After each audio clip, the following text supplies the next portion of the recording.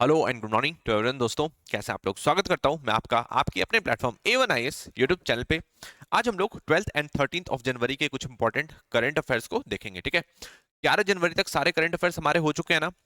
जो भी नए स्टूडेंट हैं वो मेरे पुराने लेक्चर्स भी देखेंगे, क्योंकि बहुत सारे स्टूडेंट लगातार पुराने लेक्चर्स को देख रहे हैं ना, क्योंकि हम लोग उसमें करंट को स्टैटिक से लिंक कर कर पढ़ रहे हैं। ठीक है, इसलिए आपको कुछ भी छोड़कर नहीं चलना है।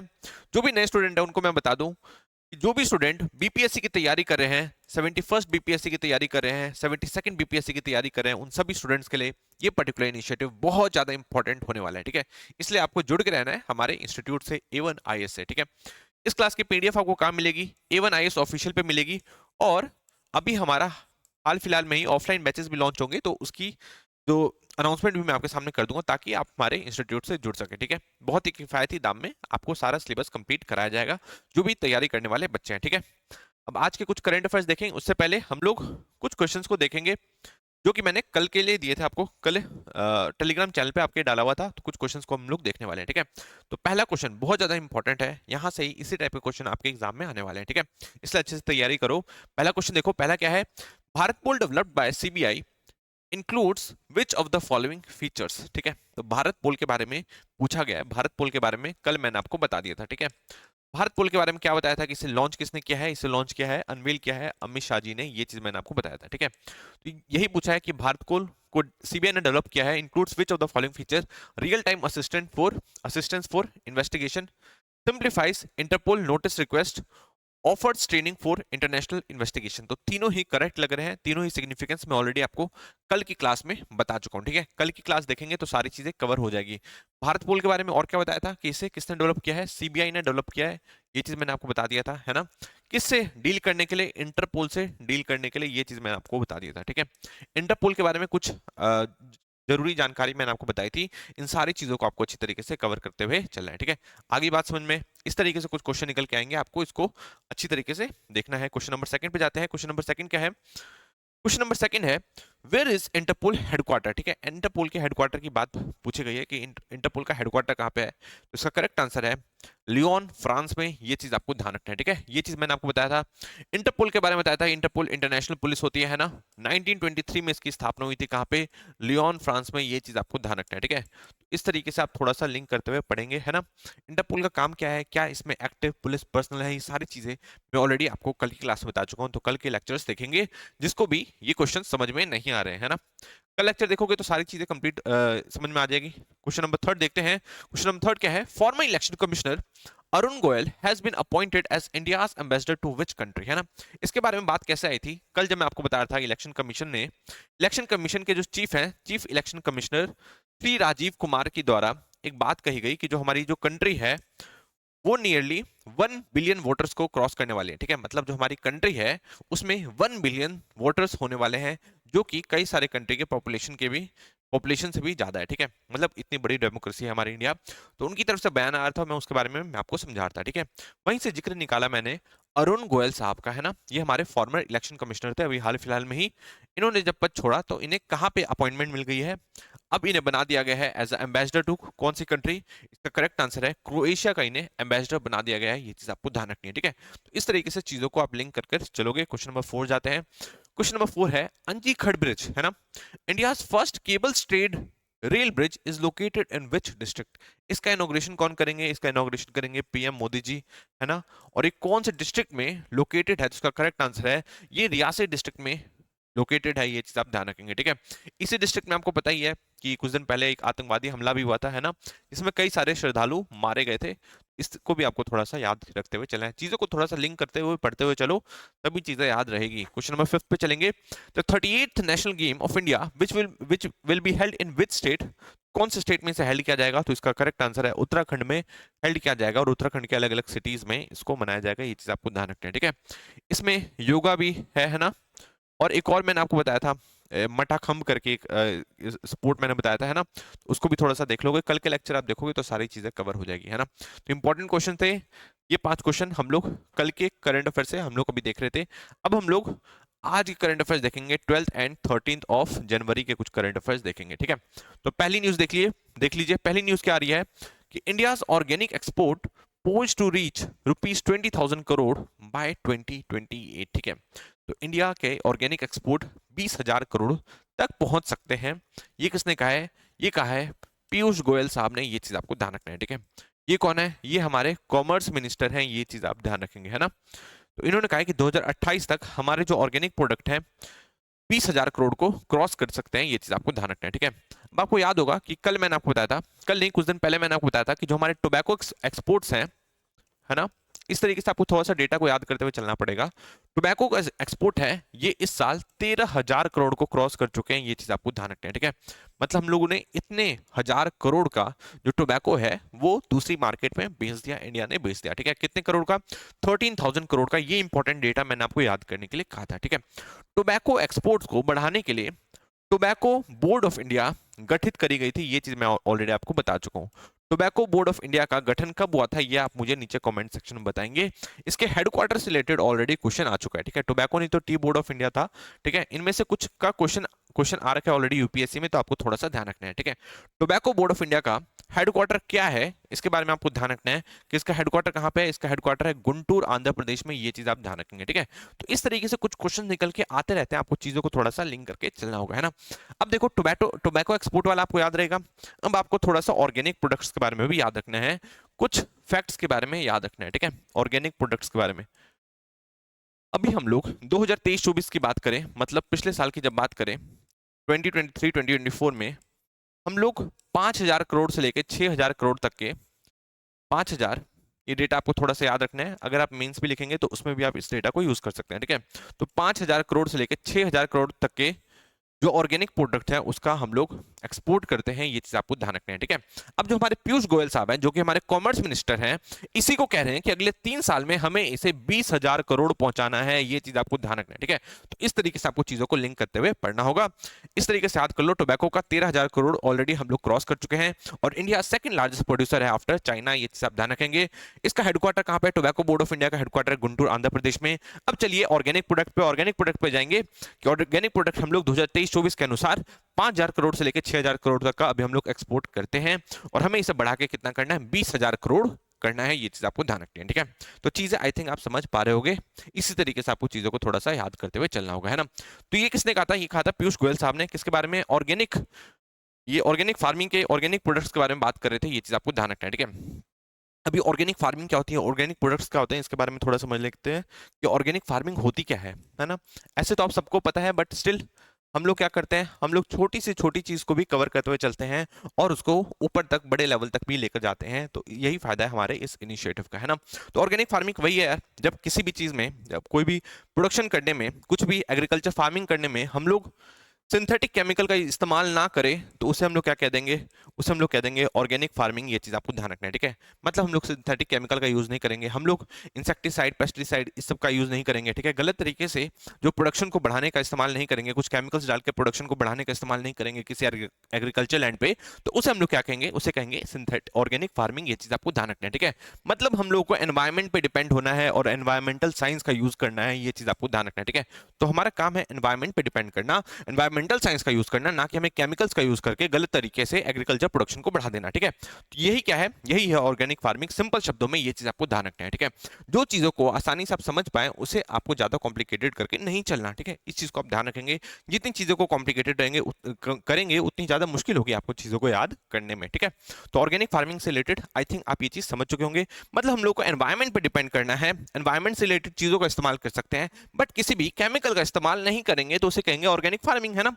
अब पूरे वर्ल्ड में जैसे जैसे जागरूकता आती जा रही है इन गलत तरीके के केमिकल्स के प्रति कि इनसे कितना ज्यादा बॉडी के अंदर नुकसान होता है, ऑर्गेनिक फार्मिंग की जो डिमांड है वो भी ज्यादा बढ़ती जा रही है। ऑर्गेनिक फूड की डिमांड जो है वो काफी ज्यादा बढ़ती जा रही है ना। इसी वजह से आपको ध्यान रखना है कि जो हमारी गवर्नमेंट है वो भी काफी ज्यादा फोकस करिए किसके ऊपर? ऑर्गेनिक फार्मिंग के ऊपर। ये आपको ध्यान रखना है, ठीक है। ये सुन के आपको काफी ज्यादा आश्चर्यचकित होगा कि इंडिया पीछे नहीं है इस फील्ड में, ठीक है। आपको ध्यान रखना है कि India one of largest producer है ऑर्गेनिक प्रोडक्ट्स का। ये आपको ध्यान रखना है, ठीक है। India is one of largest producer in organic farming sector. ये चीज आपको ध्यान रखना है, ठीक है। ऑर्गेनिक फार्मिंग में इंडिया जो है लार्जेस्ट प्रोड्यूसर है। ये चीज आपको ध्यान रखना है, ऑर्गेनिक फार्मिंग। अब कुछ फैक्ट्स मैं आपको याद करवा दूंगा अभी, जो आप ध्यान रखेंगे, ठीक है। पहली बात तो यही समझेंगे कि इंडिया पीछे नहीं है, इंडिया सबसे आगे देशों में से है। इंडिया लार्जेस्ट प्रोड्यूसर है किसका? ऑर्गेनिक प्रोडक्ट का। ये आपको ध्यान रखना है। इंडिया लार्जेस्ट प्रोड्यूसर है, ये आपको ध्यान रखना है, ठीक है। इंडिया में वर्ल्ड की second largest organic farming land है, ये आप ध्यान रखेंगे, ठीक है। ऑर्गेनिक फार्मिंग लैंड के बारे में ध्यान रखेंगे। Organic organic agriculture land second number पे है, ठीक है। Second largest area wise organic agriculture land है पूरी दुनिया में, इंडिया का, ये चीज आपको ध्यान रखना है, ठीक है। इस लैंड को मैनेज करने के लिए हमारे पास करीब 23 लाख ऐसे फार्मर्स हैं जो कि ऑर्गेनिक फार्मिंग करते हैं, ठीक है। मतलब वो किसी भी टाइप के सिंथेटिक केमिकल का इस्तेमाल नहीं करते, वो ऑर्गेनिक फार्मिंग का इस्तेमाल करते हैं और अपना प्रोडक्शन करते हैं, ये चीज आपको ध्यान रखना है, ठीक है। वर्ल्ड में सेकंड नंबर पे सबसे ज्यादा एरिया है हमारे पास ऑर्गेनिक एग्रीकल्चर लैंड का। उस लैंड को मैनेज करने के लिए हमारे पास 23 लाख के आसपास फार्मर्स है, ये चीज आपको ध्यान रखना है। और ये लैंड कितना है इसके बारे में भी थोड़ा सा याद रखेंगे। ये लैंड है टोटल 45 लाख हेक्टेयर्स, ये चीज आप ध्यान रखेंगे, ठीक है। 45 लाख हेक्टेयर्स का हमारे पास लैंड है, एग्रीकल्चर लैंड है, जिसपे हम लोग ऑर्गेनिक फार्मिंग करते हैं, ये चीज आपको ध्यान रखना है। देखो किस तरीके से चीजों को याद करा जाता है, ठीक है। तो इस तरीके से आपको याद करना है, 23 और ये 45 लाख हेक्टेयर्स आप याद रखेंगे, ठीक है। तो इतने एरिया में हम लोग क्या करते हैं, हम लोग प्रोडक्शन करते हैं, ये चीज आपको ध्यान रखना है। और इतने सारे फार्मर्स प्रोडक्शन करते हैं, ये आपको ध्यान रखना है, ठीक है। इंडिया में ही एक स्टेट है सिक्किम, है ना। सिक्किम के बारे में आप जानते ही हैं, कौन से अमेंडमेंट के तहत इंडियन कॉन्स्टिट्यूशन में इंडिया में इसको जोड़ा गया था, कौन से अमेंडमेंट के तहत, ये आप मुझे नीचे कमेंट सेक्शन में बताएंगे, ठीक है। फिलहाल के लिए ये जानिए, जो सिक्किम है ये फर्स्ट ऑर्गेनिक वर्ल्ड्स का फर्स्ट फुल्ली ऑर्गेनिक स्टेट है, ये आपको ध्यान रखना है, ठीक है। फुल्ली ऑर्गेनिक स्टेट है, ये चीज आपको ध्यान रखना है, ठीक है। तो इस तरीके से आपको चीजों को कवर करते हुए चलना है। सिक्किम से रिलेटेड ऑलरेडी अलग अलग पीसेस एग्जामिनेशंस में क्वेश्चन पूछा जा चुका है, तो इसलिए आपको थोड़ा सा ध्यान रखना होगा, ठीक है। तो आई थिंक आप ये सारी चीजों को समझ पा रहे होंगे, लिंक करके पढ़ पा रहे होंगे। अब हम लोग कुछ और टॉपिक्स के बारे में देख लेते हैं, ठीक है।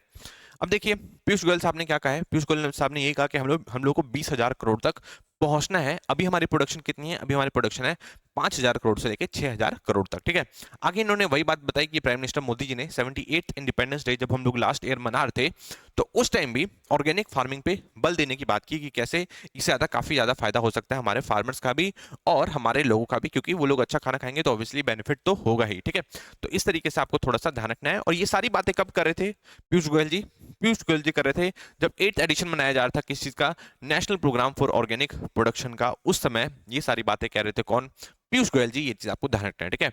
अभी national programme for organic production क्या है इसके बारे में भी हम लोग आगे बात करते हैं। आगे देखते हैं नेक्स्ट।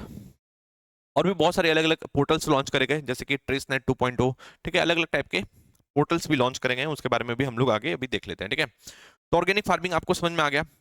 सिक्किम के बारे में मैंने आपको बता दिया। 4.5 मिलियन हेक्टेयर्स जो लैंड है वो किस में है, 4.5 मिलियन हेक्टेयर्स जो लैंड है वो हमारा ऑर्गेनिक फार्मिंग के लिए आपको ध्यान रखना है। और स्टेट वाइज अगर आपसे पूछे कि सबसे ज्यादा ऑर्गेनिक फार्मिंग किसमें होती है, तो मध्य प्रदेश में होती है, आपको ध्यान रखना है। महाराष्ट्र में होती है, गुजरात में होती है, एंड देन राजस्थान में होती है, आपको ध्यान रखना है, ठीक है। ये पक्का आपको नहीं पता होगा तो आपको थोड़ा सा लिंक करके चलना होगा। और की ऑर्गेनिक प्रोडक्ट्स पे आप देख लेंगे कौन कौन से, फ्लैक्स सीड हो गया, सीसेम हो गया, सोयाबीन हो गया, टी हो गया, मेडिसिनल प्लांट्स हो गया। और ये भी ध्यान रखेंगे कि India is a global leader in organic cotton production, ये आपको ध्यान रखना है, ठीक है। तो इस तरीके से आपको चीजों को थोड़ा सा कवर करते हुए चलना होगा, है ना। अभी हम बात करते हैं national programme for organic production, है ना। इसे लॉन्च किया गया था 2001 में। और इसको इंप्लीमेंट करता है, इस इनिशिएटिव को इंप्लीमेंट करता है कौन, अपेडा। अपेडा की full form agriculture and process food products export development authority. ये सारी जो अथॉरिटीज हैं, ज्यादा आपको डिटेल में नहीं जाना, इतना समझ लो कि ऑर्गेनिक जो प्रोडक्ट्स है उसके एक्सपोर्ट को बढ़ाने के लिए ये चीज आपको ध्यान रखना है, ठीक है। तो इस तरीके से आप चीजों को थोड़ा सा लिंक करते हुए चलेंगे। क्या हुआ इसमें, इस बार का जो 8th एडिशन हुआ national programme on agriculture production में अलग अलग टाइप के पोर्टल लॉन्च किए गए। एनपीओपी पोर्टल, ठीक है, organic promotion portal, trace net 2.0 और एग्री एक्सचेंज पोर्टल, ठीक है। इसमें आप थोड़ा सा काफी मतलब ब्रीफली समझ लेंगे कि जैसे एग्रीकल्चर एक्सचेंज पोर्टल क्या है, फैसिलिटेट करता है डेटा एनालिसिस, मतलब क्या चीजें चल रही हैं, पूरा डेटा वेटा निकालता है, ठीक है।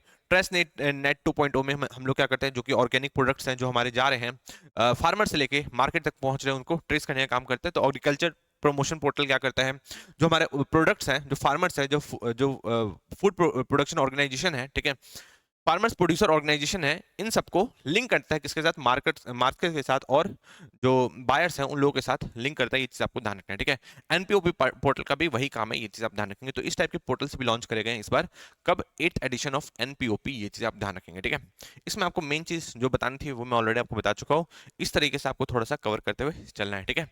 अब हम लोग नेक्स्ट करंट अफेयर्स पे बढ़ेंगे। Saudi based Indian doctor receives प्रवास भारतीय सम्मान अवार्ड, ठीक है। तो प्रवास भारतीय दिवस के बारे में ऑलरेडी मैं आपसे कई बार बात कर चुका था, है ना। उसमें मैंने आपको बताया था कि प्रवास भारतीय अवार्ड जो है उसे कौन देता है, उसे देते हैं हमारी प्रेसिडेंट ऑफ इंडिया। ये चीज मैं ऑलरेडी आपको बता चुका हूँ, ठीक है। प्रवास भारतीय दिवस के बारे में कुछ इंपॉर्टेंट चीज मैंने आपको बताई थी, है ना, कि हर साल ये 9 जनवरी को मनाया जाता है। ये चीज मैंने ऑलरेडी आपको बताया था, ठीक है। 3 दिवसीय 3 डे का ये पूरा फेस्टिवल होता है, ये चीज ऑलरेडी मैं आपको बता चुका था। 9 जनवरी क्यों? क्योंकि 9 जनवरी 2000 9 जनवरी 1915 को जो महात्मा गांधी जी थे वो साउथ अफ्रीका से इंडिया लौटे थे, तो एज अ सम्मान सम्मान के तौर पे हम लोग इसे मनाते हैं। ये चीज आपको ध्यान रखना है, ठीक है। इसमें जो भी हमारे एनआरआईज है या पीपल ऑफ इंडियन ऑरिजिन है, उन सबको हम लोग सम्मान देते हैं उनके काम के लिए, कि वो हम लोग इंडिया का जो कल्चर है उसको फैलाने का काम कर रहे हैं। साथ में वो लोग एक स्ट्रॉन्ग बॉन्डिंग भी क्रिएट करते हैं जहां पे वो रहते हैं, जिस कंट्री में वो रह रहे हैं उसका और इंडिया के साथ। ये चीज आपको ध्यान रखना है, ठीक है। जैसे कि आप अमेरिका को देख सकते हैं, अमेरिका में बहुत ज्यादा इंडियन डायस्पोरा है। उसकी वजह से वहां की पॉलिटिक्स भी इंपैक्ट करती है और उसकी वजह से इंडिया और अमेरिका के जो रिलेशन है वो भी अच्छे रहते हैं, ठीक है। हमारे prime minister Modi ji, PM Modi ji, जो भी हमारे एनआरआईज हैं, जो भी हमारे पीपल ऑफ इंडियन ऑरिजिन है, उन सबको क्या कहते हैं? उन सबको कहते हैं राष्ट्रदूत, है ना। कि वो क्या है? वो एक एम्बेसडर है, क्योंकि वो इंडिया का जो कल्चर है उसको बढ़ाने का काम कर रहे हैं, ठीक है। मतलब वो हमारे लिए बहुत ज्यादा इंपॉर्टेंट है। ये चीज कौन कहता है? हमारे प्राइम मिनिस्टर मोदी जी कहते हैं। ये चीज आपको ध्यान रखना है, ठीक है।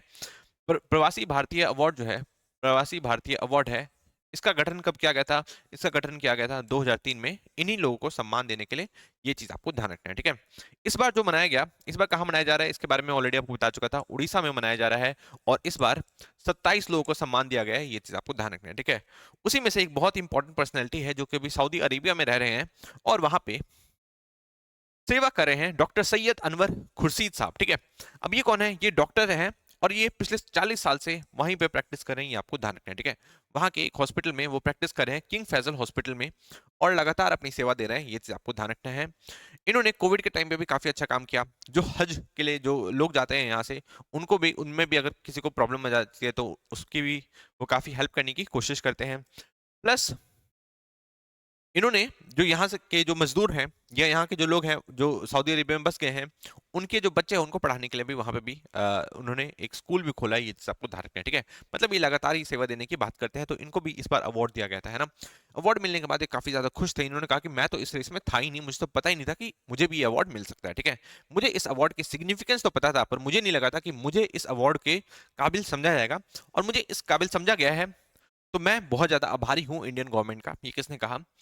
सैयद अनवर खुर्शीद साहब ने कहा। ये चीज आपको ध्यान रखना है, ठीक है। सऊदी अरेबिया से इस साल के अकेले व्यक्ति हैं इंडियन, जो इंडियन ओरिजिन के रहे हैं, जिनको इस बार ये अवार्ड दिया गया है। इससे पहले भी सऊदी अरेबिया के कुछ लोगों को दिया गया था जो कि इंडियन ओरिजिन ही थे, मतलब उन लोगों को दिया गया था। ये चीज आपको ध्यान रखना है, ठीक है। तो इस तरीके से आपको चीजों को थोड़ा सा कवर करते हुए चलना होगा। अब हम लोग नेक्स्ट टॉपिक पे बढ़ते हैं। नेक्स्ट टॉपिक क्या है? नेक्स्ट देखते हैं। नेक्स्ट न्यूज है, south Africa sports minister calls for boycotting Afghanistan in champions trophy, ठीक है। तो इस बार का चैंपियंस ट्रॉफी कहाँ मनाने वाले हैं हम लोग? इस बार हम लोग मनाने वाले हैं पाकिस्तान में। ये चीज आपको पता ही है, ठीक है। तो अभी साउथ को अफ्रीका के जो स्पोर्ट्स मिनिस्टर हैं, उन्होंने बयान दिया कि हम लोग को बॉयकॉट करना चाहिए किसका? अफगानिस्तान का। अफगानिस्तान इसमें नहीं खेलना चाहिए, ठीक है। ये साउथ अफ्रीका के स्पोर्ट्स मिनिस्टर ने कहा है। इससे पहले यूके के जो मिनिस्टर्स थे वो भी सेम बात कह रहे थे, ठीक है। तो यूके के मिनिस्टर को एक तरीके से साउथ अफ्रीका ने एक तरीके से सपोर्ट कर दिया। ये चीज आपको ध्यान रखना है, ठीक है। अभी आपको पता होगा कि हाल फिलहाल में ही जो हमारे फॉरेन सेक्रेटरी है विक्रम मिश्री की भी मुलाकात हुई थी। किससे? विक्रम मिश्री की मुलाकात हुई थी foreign minister, so called foreign minister of Taliban से, ठीक है। तो तालिबान ने कहा था कि हम लोग इंडिया को सपोर्ट करेंगे। सपोर्ट करेंगे दैट मीन्स कि हम लोग परेशान नहीं करेंगे। परेशान मतलब हम लोग कोई भी आतंकवादी संगठन को, किसी भी आतंकवादी संगठन को जगह नहीं देंगे जो आप पे हमला करे, ठीक है। मतलब वही उनके लिए सपोर्ट हुआ। बदले में आप हमें हमें क्या देना? खाने पीने की चीजें देना, एड देना, है ना, और हम लोगों के साथ ट्रेड करना। ये सारी बातें हुई थी, है ना। हो सकता है बैक साइड में ये सब बातें भी हुई हो कि आप प्लीज हमें बॉयकॉट मत होने देना। किससे? क्या बोलते हैं, क्रिकेट से। तो देखते हैं आगे कैसे चीजें निकल के आती हैं। हो सकता है बॉयकॉट ना किया जाए अफगानिस्तान का इंडिया के प्रेशर की वजह से, ठीक है। ये भी आगे देखने को मिल सकता है, अभी आपको पता चलेगा जब चैंपियंस ट्रॉफी मनाई जाएगी तब, ठीक है। नेक्स्ट देखते हैं। ऐसे भी आपको पता ही होगा जो साउथ अफ्रीका जो है काफी ज्यादा मुखर रहता है ना। उसने इसराइल की भी काफी आलोचना की थी, है ना, और तालिबान के खिलाफ भी। मतलब इंडिया, हम लोग तो उतने ज्यादा मुखर नहीं रहते। हम लोग डायरेक्टली किसी पे अटैक नहीं करते, अपनी बातों से भी अटैक नहीं करते, जब तक कि हम पे खुद पे एकदम गले तक बात ना आ जाए, है ना। नेक्स्ट देखते हैं, नेक्स्ट टॉपिक है South Korea presidential security chief warns against Yoon's violent arrest. तो आपको पता है साउथ कोरिया में क्या चल रहा है। ये थे यून सू क्योल, है ना, इनको अरेस्ट करने के लिए पुलिस ऑफिशियल गए थे। तो इनके जो प्रेसिडेंट की सिक्योरिटी होती है, जैसे प्राइम मिनिस्टर की सिक्योरिटी एसपीजी के पास है ना, जब एसपीजी पुलिस के सामने आ जाए कि भाई हम लोग प्राइम मिनिस्टर मोदी जी को अटैक नहीं करने देंगे, तो सोचो क्या मतलब सिचुएशन होगी उस टाइम, ठीक है। तो वहां पे भी यही हुआ साउथ कोरिया में। ये तो इनके सस्पेंडेड प्रेसिडेंट है ना, तो इनको अरेस्ट करने गई वहां की पुलिस। इनके जो सिक्योरिटी गार्ड थे वो सामने आ गए, है ना। तो काफी बड़ा स्टैंड ऑफ हो गया था, 6 घंटे तक ये लोग आपस में खड़े रहे और लड़ते झगड़ते रहे कि इनको अरेस्ट हम लोग करके ही रहेंगे। पुलिस वाले कहने लग गए और ये कहने लगे कि हम लोग अरेस्ट होने ही नहीं देंगे, ठीक है। तो अब उन्होंने अपना इस्तीफा दे दिया है और फिर भी इस्तीफा देते हुए उन्होंने कहा कि भाई आप लोगों को गलत तरीके से अरेस्ट नहीं करना चाहिए। एक तो आप गलत तरीके से अरेस्ट कर रहे हो, और सेकंड चीज उन्होंने कही कि अगर अरेस्ट करना भी है तो उसमें ब्लड शेड नहीं होना चाहिए। ऐसा नहीं कि खून खराबा होने लग जाए। दैट मीन्स कि वो इस तरीके से इशारा भी दे रहे हैं कि खून खराबा भी हो सकता है अगर आप अरेस्ट करने गए तो, ठीक है। तो एक तरीके से वहां पे ये सिचुएशन चल रही है, ये चीज आपको ध्यान रखना है, ठीक है। अभी तो सिक्योरिटी चीफ है जिनका नाम क्या है, जिनका नाम है पार्क चोंग जुन, जो कि सिक्योरिटी संभाल रहे थे। इन्होंने इस्तीफा तो दे दिया, और इस्तीफा देने के बाद अब इनके ऊपर भी कार्रवाई स्टार्ट हो चुकी है कि भाई आप इतनी ज्यादा रक्षा रक्षा करने में क्यों लगे हुए थे। उनकी कोर्ट का ऑर्डर है कि इनको अरेस्ट करना है तो अरेस्ट करना है, आप उनको क्यों बचाने में लगे हुए हो, ठीक है। तो अब इनके खिलाफ भी इंक्वायरी चल रही है कहाँ पे, साउथ कोरिया में। ये चीज आपको ध्यान रखना है, ठीक है। नेक्स्ट न्यूज की तरफ आगे बढ़ेंगे। नेक्स्ट न्यूज क्या है, firefighters race to contain Los Angeles wildfire with menacing winds forecast to return, ठीक है। अब ये फायर आपको पता ही है कि वहां पे आग लग गई है, कहाँ पे, यूएसए में, लॉस एंजलिस में। ये चीज आपको ध्यान रखना है, ठीक है। जैसे जो लॉस एंजलिस है, लॉस एंजलिस का पूरा एरिया है, उसमें आप समझेंगे कि जो आग है वो एक जगह पे नहीं लगी, ये चारों दिशाओं में लगी है, ऐसे कुछ इस टाइप से, ठीक है। इसलिए लोगों को दिमाग में शक हो गया कि भाई ऐसा कैसे हो गया, है ना, चारों दिशाओं में ऐसे कैसे आग लग गई, है ना। एक जगह से आग लगती है, ठीक है, कोई कह सकता है कि लाइटनिंग स्ट्राइक की वजह से एक जगह से आग लगी, है ना, नेचुरली जो लग सकती है ना, तो बात समझ में आती है। बट ये चार जगह से, चारों साइड से कैसे आग लगी, दैट मीन्स की बहुत ज्यादा चांसेस है कि किसी ने जानबूझ के आग लगाई है, ठीक है। तो इसके खिलाफ एक तरीके से इन्वेस्टिगेशन भी चल रहा है, आपको पता है।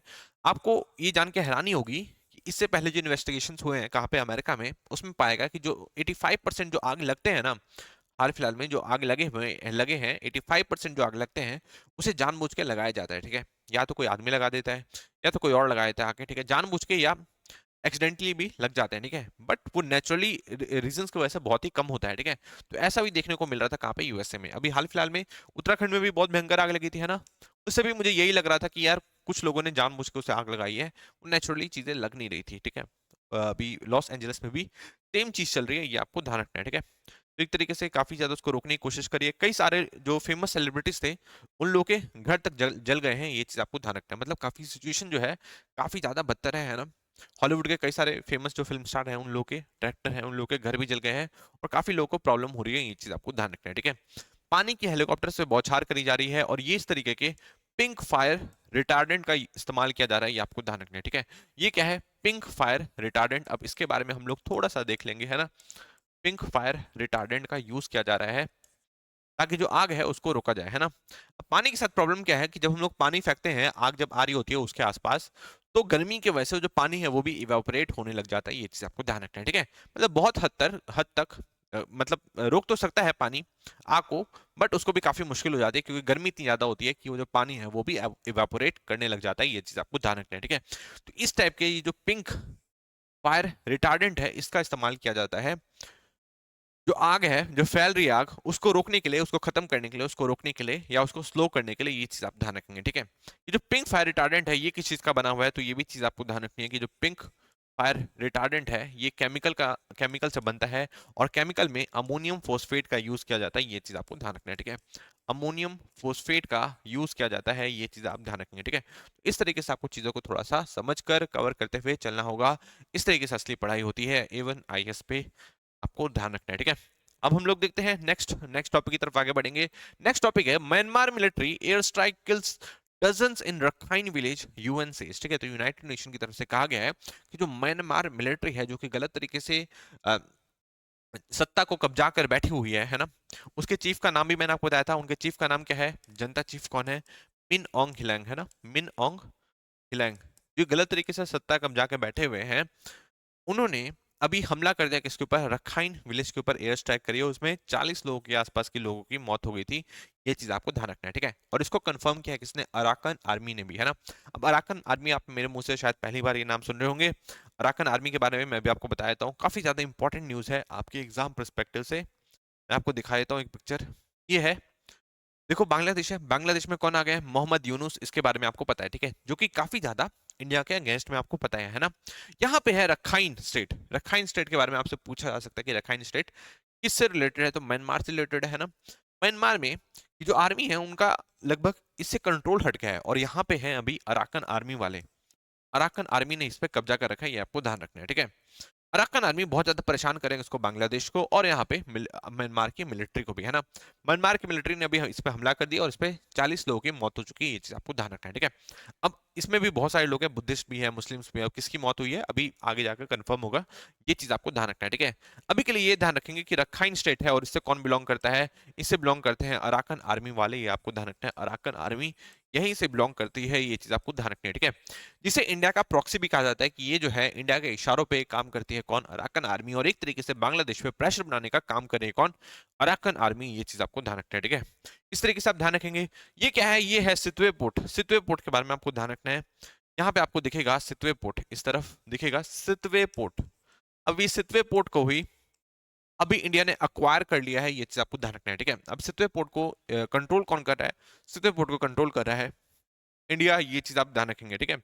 अराकन आर्मी जो है, अराकन आर्मी जब बनी थी, अब मैं इसकी पूरी हिस्ट्री में तो नहीं जा रहा, इसके बारे में कभी और बात करेंगे। अराकन आर्मी जब बनी थी तो एक तरीके से इंडिया से सपोर्ट मांगने की कोशिश करती, इंडिया ने ज्यादा सपोर्ट नहीं किया, फिर बीच में किया, और फिर बीच में फिर सपोर्ट अपना हटा दिया था, ठीक है। तो इसलिए अराकन आर्मी वाले काफी गुस्सा हो गए थे, बट फिर से अराकन आर्मी जो है इंडिया के साथ मिल गई है, और इन्होंने इंश्योर किया है कि ये जो आपने इन्वेस्टमेंट किया ना सितवे पोर्ट में, मतलब आप इसको जो चला रहे हो ना सितवे पोर्ट में, हम लोग इस पे हमला नहीं होने देंगे। किसने कहा है? ये कहा अराकन आर्मी ने, मतलब हम लोग आपके पोर्ट को कुछ भी छेड़ने वाले नहीं है, आप आराम से काम करो, ठीक है। मतलब ये है इंडिया की डिप्लोमेसी, आप समझ सकते हो। हम लोग दुश्मनों से भी बात आराम से कर लेते हैं और अपनी बात मनवा भी लेते हैं, यही हमारी खूबी है ना। अब हम लोग नेक्स्ट टॉपिक पे बढ़ेंगे। India joins UN committee on big data for official statistics, ठीक है। तो इंडिया ने अब यूएनसीईबीडी को ज्वाइन कर लिया, ठीक है। ये ज्यादा कुछ नहीं है, ये बस वही है कि डेटा को कैसे इस्तेमाल किया जाएगा सस्टेनेबल डेवलपमेंट गोल्स को अचीव करने के लिए और गवर्नेंस को अच्छा करने के लिए, ये चीज आपको ध्यान रखना है, ठीक है। तो इंडिया ने अब इस यूएन कमेटी को ज्वाइन कर लिया है, ये चीज आप ध्यान रखेंगे, ठीक है। इसी के साथ आगे बढ़ेंगे। नेक्स्ट क्या है? नेक्स्ट है PM Narendra Modi reacts to viral melody memes और निखिल कामत पॉडकास्ट। वो तो चलता रहता है, ठीक है। ये किसने कहा? ये हमारे प्राइम मिनिस्टर मोदी जी ने कहा। अभी आपने पीएम मोदी का एक पॉडकास्ट देखा होगा, किसके साथ? निखिल कामत के साथ। निखिल कामत कौन है? निखिल कामत है ज़ीरोधा के फाउंडर, ठीक है। काफी रिच व्यक्ति हैं और काफी आई थिंक आईआईटी से पढ़े हैं वो भी, है ना। अब ये फाउंडर रहे हैं किसके? ज़ीरोधा के। और इनका एक पॉडकास्ट आया है इनके साथ, प्राइम मिनिस्टर मोदी जी के साथ। इसमें उन्होंने पूछा, उन्होंने एक इनडायरेक्टली बोलने की बात कही कि मुझे तो इटली बहुत पसंद है, और मैंने जब इंटरनेट पे जब भी सर्च करता हूँ तो आपके बारे में और इटली के बारे में भी काफ़ी कुछ मिलता है, ठीक है। तो फिर शायद मोदी जी समझे नहीं होंगे, मोदी जी उनको देखते रहे, तो फिर उन्होंने कहा कि अच्छा आपने वो मीम्स देखी हैं क्या, जो प्राइम मिनिस्टर इटली की जो प्राइम मिनिस्टर है जॉर्जिया मेलोनी के साथ हैं। तो उन्होंने कहा कि अरे वो तो चलता रहता है, ठीक है। तो इस तरीके से कुछ बात हुई है किसके बीच में?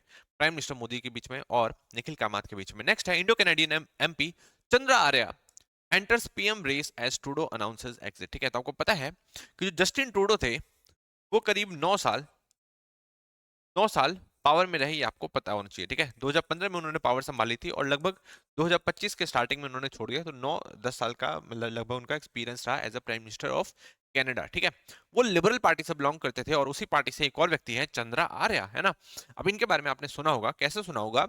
क्योंकि जब अभी हाल ही फिलहाल में बहुत ज्यादा हिंदू जो लोग थे, जो हिंदू पीपल थे, है ना, हिंदू फेथ को फॉलो करने वाले जो लोग थे, उन पे अटैक किया गया किसके द्वारा? खालिस्तानियों के अलावा, ठीक है। तो एक जो वॉइस थी जो हमेशा खड़ी रही हिंदू लोगों के साथ, वो कौन थी? वो थी चंद्रा आर्या जी की, ये चीज आपको ध्यान रखनी है, ठीक है। ये भी वहां पे मेंबर ऑफ पार्लियामेंट है, और ये ट्रूडो की ही पार्टी से है, ठीक है। ये एमपी रहे हैं कहाँ से? नेपियन से, और ये दूसरी बार एमपी रहे हैं, ये चीज आपको ध्यान रखना है। एक बार 2015 में चुन के आए हैं और फिर 2019 में भी चुन के आ चुके हैं, ये चीज आप ध्यान रखेंगे, ठीक है। अब इन्होंने कह दिया कि यार मैं प्राइम मिनिस्टर बनना चाहता हूँ, ये चीज आप ध्यान रखेंगे, है ना। मैंने आपको क्या बताया था कि जो जस्टिन ट्रूडो है वो अपना पद छोड़ेंगे मार्च के अंदर, है ना। मार्च के अंदर उन्होंने अपना पद छोड़ेंगे, ये चीज आपको पता होना चाहिए। और अक्टूबर में इलेक्शन ही है, और इसके बीच में अगर कोई प्राइम मिनिस्टर बनना चाहता है लिबरल पार्टी से, तो अपनी दावेदारी पेश कर सकता है। तो चंद्रा आर्य ने दावेदारी पेश कर दी है, ये चीज आपको ध्यान रखनी है, ठीक है। अब ये प्राउड हिंदू हैं, अपने जो हिंदू रूट्स है उस पर बिल्कुल भी शेम नहीं करते। आपको पता है कि बहुत सारे जो लोग हैं दूसरे देश में चल जाते हैं तो बहुत अपने आप को एडवांस समझने लग जाते हैं, ठीक है। उनको लगता है कि वो अब अलग ही लेवल पे पहुंच गए हैं और उनका एक अधिकार बन गया है हिंदू धर्म से लोग जो बिलोंग करते हैं उनको गाली देना। बट ये काफी ज्यादा प्राउड हिंदू हैं और ये कनाडा की भी बात करते हैं। ये कहते हैं कि हम लोग कनाडा को सॉवरेन रिपब्लिक बना देंगे, सॉवरेन रिपब्लिक बना देंगे, ठीक है। अब ये चीज क्यों सॉवरेन, तो इसलिए भी, ठीक है। सॉवरेन तो आपको पता ही है, सॉवरेनिटी मतलब आपको पता होगा कि जो कनाडा है उनका जो प्रेसिडेंट नहीं होता, उनके प्रेसिडेंट कौन है, वो मोनार्की को ही अपना प्रेसिडेंट मानते हैं। और जो यूके की जो रानी है, यूके के जो राजा हैं वही इनके भी राजा माने जाते हैं। ये चीज आपको ध्यान रखना है, ठीक है। मतलब जो कनाडा है अभी भी उसी चुंगल में फंसा हुआ है, किसके, यूके के। एक टाइम पे यूके की कॉलोनी रहा है बट उसने अपने कॉलोनी रूट्स को खत्म नहीं किया है। बट चंद्रराजा जी कहते हैं कि भाई हम लोग सॉवरन रिपब्लिक बनेंगे, हम लोग वो जो मोनार्की है उसको हटा देंगे, ठीक है। हम लोग उसको एज अ मोनार्की, हम लोग उसको मोनार्की नहीं मानने वाले, जैसे इंडिया नहीं मानता। ये चीज आपको ध्यान रखना है, ठीक है।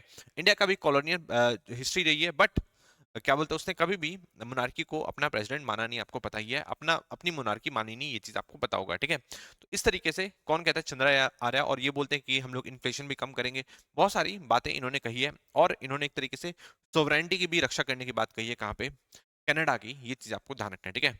जैसे ऋषि सुनक थे तो वैसे ही ये भी आ चुके हैं और ये बोल रहे हैं, ये पूरी दावेदारी अपनी पेश कर रहे हैं। कहाँ पे, ये चीज आपको ध्यान रखना है, ठीक है। लिबरल पार्टी में होने के बावजूद ये ट्रूडो के बहुत ज्यादा अगेंस्ट में रहते हैं। पहले सपोर्ट करते थे बट जिस टाइप की ट्रूडो की जो पॉलिसीज निकल के आई उसके बाद ये अगेंस्ट में हो गए। ये चीज आपको ध्यान रखना है। और देखते हैं इनके बारे में। 2015 में ये हाउस ऑफ कॉमन्स में गए और फिर से 2019 में ये आ चुके हैं। ये चीज आपको ध्यान रखना है। ये अटेंशन में तब आए थे जब 2022 में इन्होंने हाउस ऑफ कॉमन्स में अपनी जो कन्नड़ लैंग्वेज में कन्नड़ लैंग्वेज में अपना स्पीच दिया था। ये चीज आपको ध्यान रखना है, ठीक है। ये कर्नाटका से बिलोंग करते हैं तो कन्नड़ लैंग्वेज में अपनी मदर टंग में ही वहां पे पार्लियामेंट के अंदर बोला था इन्होंने। ये चीज आपको ध्यान रखना है, ठीक है। 2024 में भी इन्होंने एक अलग कारनामा किया। इन्होंने क्या किया कि जब हिंदू हेरिटेज मंथ मना रहे थे तो उस टाइम जो ध्वज होता है हम लोग का हिंदुओं का, ठीक है, जो ट्रायंगल वाला जो ध्वज होता है ऑरेंज रेड कलर का, ये भी उन्होंने वहां पे गाड़ा था पार्लियामेंट के सामने। ये चीज आपको ध्यान रखना है। तो इसलिए काफी ज्यादा न्यूज में भी बने रहते हैं। ये चीज आपको ध्यान रखना है, ठीक है। नेक्स्ट न्यूज क्या है, नेक्स्ट न्यूज है central releases 1.73 lakh crore towards tax devolution to states, ठीक है। तो सेंटर है 41% ऑफ टैक्सेस को मतलब दे रहा है किसको, स्टेट्स को। ये चीज आपको ध्यान रखना है, ठीक है। अब डिवोल्यूशन ऑफ टैक्सेस की जहां तक बात आती है, डिवोल्यूशन ऑफ टैक्सेस की जब हम लोग बात करते हैं तो एक बात जरूर करनी होती है, वो क्या है, फाइनेंस कमीशन के बारे में, है ना। फाइनेंस कमीशन क्या होता है, तो फाइनेंस कमीशन के बारे में आपको पता होगा। ज्यादा डिटेल में नहीं जाएंगे बट शॉर्टली इसको कवर करते हुए चलेंगे। ये कॉन्स्टिट्यूशनल बॉडी है, आर्टिकल 280 ऑफ कॉन्स्टिट्यूशन में इसकी बात करी जाती है। ये चीज आपको ध्यान रखना है, ठीक है। उसमें क्या कही जाती है, उसमें यही बात है कि फाइनेंस कमीशन को बनाया जाएगा हर 5 साल बाद। ये चीज आपको ध्यान रखना है। उसको अपॉइंट कौन करेगा, इसको अपॉइंट करेंगे प्रेसिडेंट ऑफ इंडिया। ये चीज आपको ध्यान रखना है, ठीक है। फाइनेंस कमीशन क्या है, फाइनेंस कमीशन एक क्वासी जुडिशियल बॉडी है, काफी पावरफुल बॉडी है। ये चीज आपको ध्यान रखना है। और ये अपनी रिकमेंडेशन देता है कि कितने टैक्सेस को दिया जाएगा स्टेट्स को सेंटर के द्वारा, ठीक है। जो सेंटर है जो उसके पैसे कलेक्ट हुए हैं उसमें से कितने पैसे वो उसको स्टेट्स को देने होंगे, कितने पैसे उसे स्टेट्स को देने होंगे, कौन कौन से स्टेट्स को, ये किसका काम है बताना, फाइनेंस कमीशन का काम है। ये चीज आपको ध्यान रखना है, ठीक है। ये जो रिकमेंडेशन होता है ये बाइंडिंग नहीं होता, ये चीज आपको ध्यान रखना है। ये बहुत सारे इस टाइप के क्वेश्चंस निकल के आते हैं कि जो रिकमेंडेशन है वो सेंटर को मानना ही होगा। तो आपको ध्यान रखना है कि जो रिकमेंडेशन है सेंटर का मानना जरूरी नहीं है। ये चीज आपको ध्यान रखना है, ठीक है। अभी हाल फिलहाल में एक फाइनेंस कमीशन को स्टैब्लिश फिर से किया गया है, फिर से अपॉइंट किया गया है। वो कौन सा फाइनेंस कमीशन है, वो है 16th फाइनेंस कमीशन। ये चीज आपको ध्यान रखना है, जिसको हेड कौन कर रहे हैं, अरविंद पनागारिया कर रहे हैं। ये चीज आपको ध्यान रखना है। अरविंद पनागारिया, अभी मैं आपको दिखा भी दूंगा, अरविंद पनागारिया जी कर रहे हैं। 16th फाइनेंस कमीशन के चेयरमैन कौन है, अरविंद पनागारिया। ये चीज आपको भूलेंगे, ये चीज आप भूलेंगे नहीं, ठीक है। इससे पहले 15th फाइनेंस कमीशन के जो चेयरमैन थे उनका नाम भी आपको ध्यान रखना है, उनका नाम है NK सिंह। आपको ध्यान रखना है, ठीक है। तो इस तरीके से चीजों को थोड़ा सा आप कवर करते हुए चलेंगे। कौन अपॉइंट करता है, प्रेसिडेंट ऑफ इंडिया अपॉइंट करती है। ये चीज आप ध्यान रखेंगे, ठीक है। इस तरीके से आपको चीजों को थोड़ा कवर करते हुए चलना है। तो अब देख लीजिए 31/12/2023 को श्री अरविंद पनागारिया को बना दिया गया। ये क्या है, ये फॉर्मर वाइस चेयरमैन रह चुके हैं नीति आयोग के, काफी पावरफुल पोस्ट ऑलरेडी हेल्ड कर चुके हैं। ये चीज आपको ध्यान रखना है। और ये और सारे मेंबर्स भी हैं, ये चीज आप ध्यान रखेंगे, ठीक है। तो इस तरीके से आपको थोड़ा सा चीजों को कवर करते हुए चलना है। नेक्स्ट है टुडे इन पॉलिटिक्स में PM Modi to attend Viksit Bharat young leaders dialogue in Delhi, ठीक है। तो Viksit Bharat young leaders dialogue को इनॉग्रेट कौन करेगा, प्राइम मिनिस्टर मोदी जी करेंगे। ये चीज आपको ध्यान रखना है। अब ये क्या है, विकसित भारत यंग डायलॉग, इसमें हमारे प्राइम मिनिस्टर मोदी जी का सपना है कि ये लोग 1 लाख, 1 लाख, 1 लाख जो यंग बच्चे हैं, जो यंग स्टूडेंट्स हैं, यंग जो जो लोग हैं, उन लोगों को जोड़ेंगे पॉलिटिक्स के अंदर, जिनका भी कुछ भी कनेक्शन नहीं है पॉलिटिक्स का, ठीक है। मतलब वो किसी भी तरीके से पॉलिटिक्स में ज्यादा इंटरेस्टेड भी नहीं है या किसी भी पॉलिटिकल पार्टी से जुड़े हुए भी नहीं है, उसके बाद भी 1 लाख ऐसे बच्चों को जोड़ने का फैसला लिया है किसने? प्राइम मिनिस्टर मोदी जी ने। ये आपको ध्यान रखना है, ठीक है, क्योंकि ये चाहते हैं कि ज्यादा से ज्यादा यंग लोग जो हैं, यंग जो माइंड्स हैं, वो आए पॉलिटिक्स के अंदर और एक तरीके से देश को आगे बढ़ाने का काम करें, है ना। आपको पता है कि हम लोग बहुत गलत नजर से देखने लग गए हैं पॉलिटिक्स को, बट अल्टीमेटली पॉलिटिक्स ही है जो एक तरीके से देश की स्थिति को सुधार सकती है। ये चीज आपको ध्यान रखना है, ठीक है। नेक्स्ट देखिए, इंडिया का first robotic system performs tele surgeries over a distance of 286 kilometre, ठीक है। तो इंडिया का कुछ इस टाइप से रोबोट से सर्जरी करी गई, कहां पे? जयपुर के एक हॉस्पिटल में, ठीक है। जयपुर कौन सा था? जयपुर में मणिपाल हॉस्पिटल में ये सर्जरी करी गई, किसके द्वारा? डॉक्टर सुधीर श्रीवास्तव द्वारा, जो कि बैठे हुए थे गुरुग्राम में, बट गुरुग्राम में ही उन्होंने मतलब जिस टाइप से टेली टेली सर्जरी करी, उसमें क्या हुआ, वो वहां से कंट्रोल कर रहे थे, गुरुग्राम में बैठे बैठे इन रोबोट्स को कंट्रोल कर रहे थे। और ये जो रोबोट है उस टाइम सर्जरी कर रहे थे एक व्यक्ति की, आपको ध्यान रखना है, वो भी दिल की सर्जरी करते, हार्ट की सर्जरी कर रहे थे। सोचो, मतलब इतना ज्यादा कॉम्प्लिकेटेड चीज इन रोबोट्स के द्वारा करी जा रही थी, ये चीज आपको ध्यान रखना है। और ये करने वाले डॉक्टर कौन से थे? डॉक्टर थे सुधीर श्रीवास्तव, ये आपको ध्यान रखना है, ठीक है। पूरे वर्ल्ड में इस टाइप की टेक्नोलॉजी आपको जल्दी कहीं नहीं मिलने वाली, इवन अमेरिका के पास भी ये टेक्नोलॉजी नहीं है, ये चीज आपको ध्यान रखना है, ठीक है। तो गुरुग्राम में बैठा हुआ व्यक्ति आराम से दो दो बड़े बड़े जो सर्जरी है उसने कर डाले, ये आपको ध्यान रखना है। और ये सर्जरी करने में सिर्फ 58 मिनट ही लगे, ये चीज आपको ध्यान रखना है, ठीक है। ये कौन से सिस्टम के साथ किया गया है? ये एसएसआई मंत्रा के साथ किया गया है, ये आपको ध्यान रखना है।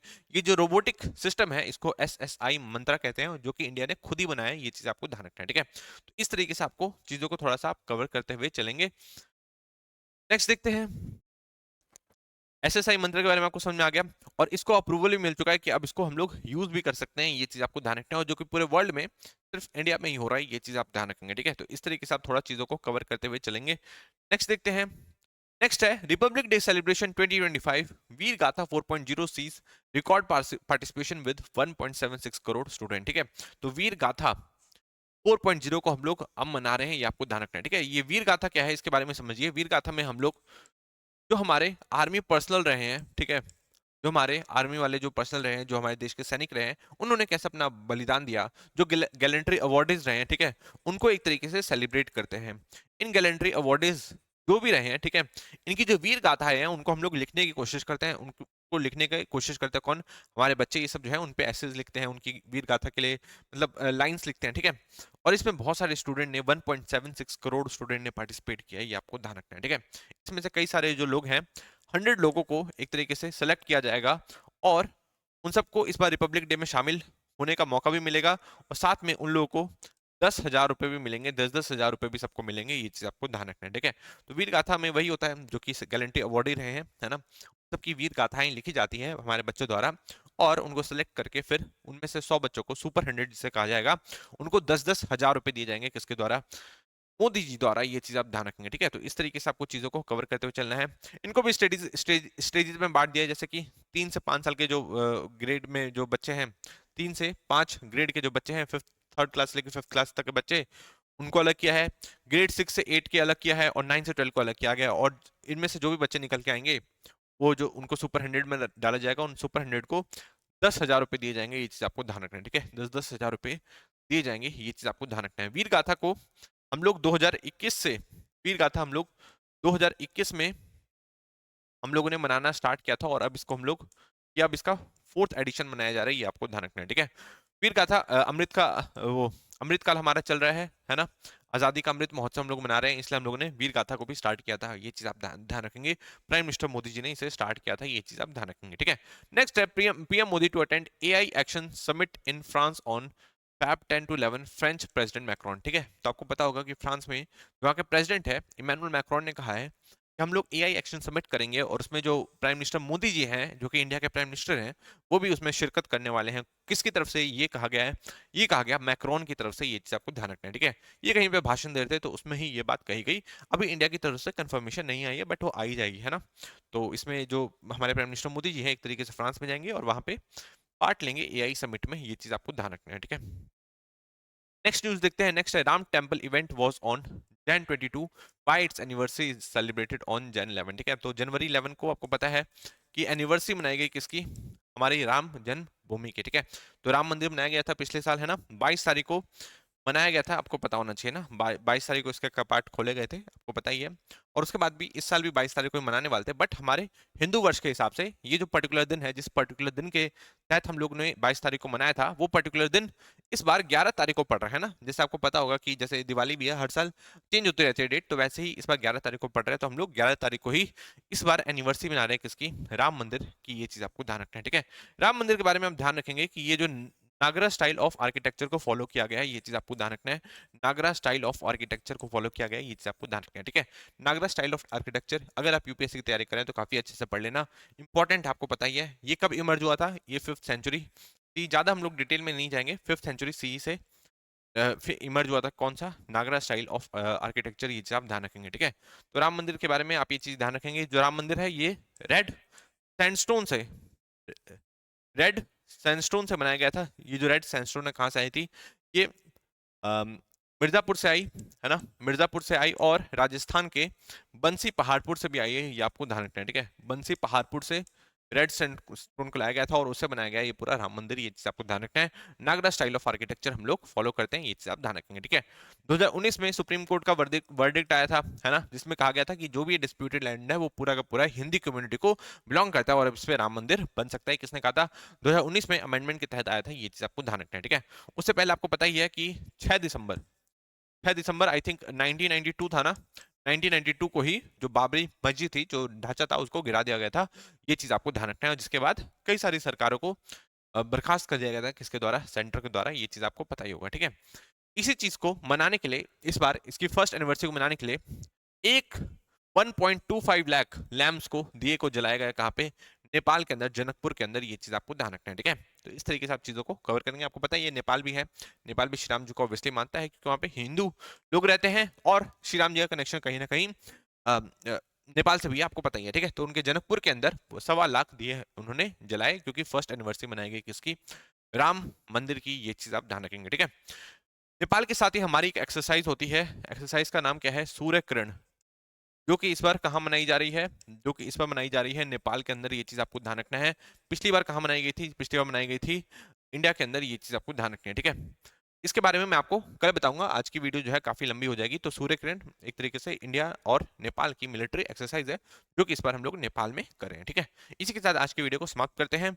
अब हम लोग आगे का जो है नेक्स्ट वीडियो में कवर करेंगे, जो इंपॉर्टेंट क्वेश्चन आपको मिलेंगे टेलीग्राम चैनल पे। इसी के साथ हमारे साथ जुड़े रहिए। Thank you so much.